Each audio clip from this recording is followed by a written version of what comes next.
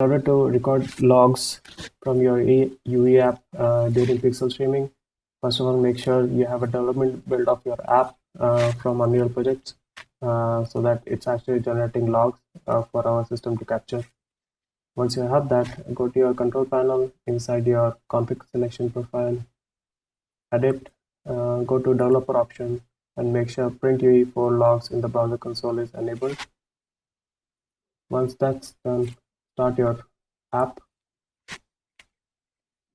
Also, make sure you have ad blocker disabled, otherwise it may block the logs. Right click on it, go to inspect to get the developer window. Otherwise, you can just simply go to more tools and then developer tools. That's all. Go to console and make sure you have browser logs active. As you can see, the app is running and you have all the logs coming in from the app itself. In case your app crashes, you'll have something like this.